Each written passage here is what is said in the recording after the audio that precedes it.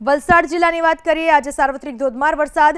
વાપીમાં ભારે વરસાદથી અનેક વિસ્તારમાં પાણી ભરાયા। વાપીના ગુંજન વિસ્તારમાં રોડ ઉપર પાણી ભરાયું। રોડ ઉપર જળભરાવ થતા વાહન ચાલકો હેરાન પરેશાન। અનેક દુકાનોમાં વરસાદી પાણીનો ભરાવો થયો। પૂરો દિવસ હવે આ વરસાદ પૂરો થાય તો 1 કલાકને પૂરો દિવસ પાણી ભરાયેલો જ રહે।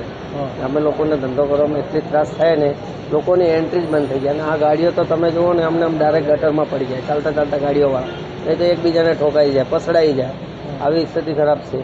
સવારથી પાણી વરસાદ બહુ વરસ્યો છે અને થોડાક વરસાદમાં બી પાણી અહીંયા બહુ ભરાઈ જાય છે। ગટર કામ કરતા નથી, એના હિસાબથી અમને કામ ધંધો કરવામાં બહુ તકલીફ પડે છે અને એના લીધે પબ્લિક બી હેરાન થાય છે અને આવવા જવામાં બી તકલીફ પડે છે લોકોને।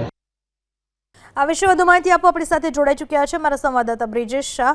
બ્રિજેશ, સમગ્ર જિલ્લામાં વરસાદને લઈને સ્થિતિ શું છે? કયા વિસ્તારમાં કેટલો વરસાદ?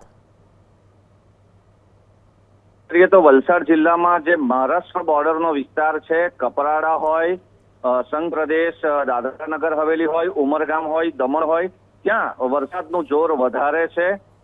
સૌથી વધુ વરસાદ કપરાડામાં પડ્યો છે, પરંતુ અસર જે વાપીની અંદર જોવા મળી રહી છે, વાપીના ગુંજન વિસ્તાર, વીઆઈએ વિસ્તાર, ટાઉન વિસ્તાર, ચલા વિસ્તારના અમુક વિસ્તારોમાં રોડ પર પાણી ભરાયું હતું। ચંડોર વિસ્તારની અંદર એટલે કે નામધામાં જે ચંડોર વિસ્તાર આવેલું છે, ત્યાં રસ્તા ઉપર જાણે નદી વહી રહી હોય તે રીતે પાણી વહી રહ્યું હતું।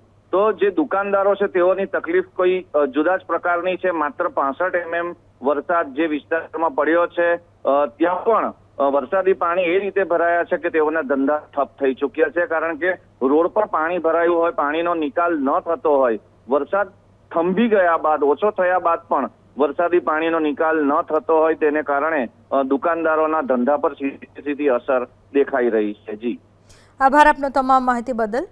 તો દક્ષિણ ગુજરાતમાં પણ ધોધમાર વરસાદ વરસ્યો, જેના પરિણામે ઠેર ઠેર પાણી ભરાઈ ચૂક્યા છે। આ તરફ વાપીની વાત કરવામાં આવે, વાપી ટાઉન અને જીઆઈડીસીમાં પણ વરસાદી પાણી ભરાયા છે। વરસાદી પાણીની અસર આ વિસ્તારમાં પણ જોવા મળી રહી છે। આ વિસ્તારમાં ઠેર ઠેર પાણી ભરાતા લોકોને ભારે હાલાકી। ઘણા વિસ્તારમાં ચેમ્બરના ઢાંકણામાંથી પાણી બેક મારી રહ્યા છે। વાપીના સ્ટેશન રોડ વિસ્તારમાં પણ પાણી ભરાવાથી હાલાકી પડી રહી છે। લોકોને બિનજરૂરી ઘર બહાર ન નીકળવા માટે પ્રશાસને અપીલ કરી છે। વાપી ઈસ્ટથી વેસ્ટ તરફ જવામાં લોકોને ભારે મુશ્કેલી। વરસાદી પાણીની સાથે સાથે ગટરિયા પાણીના મિશ્રણ સવારથી વરસતા વરસાદના કારણે વાપીના ગરનાળામાં પણ પાણી ભરાયા છે।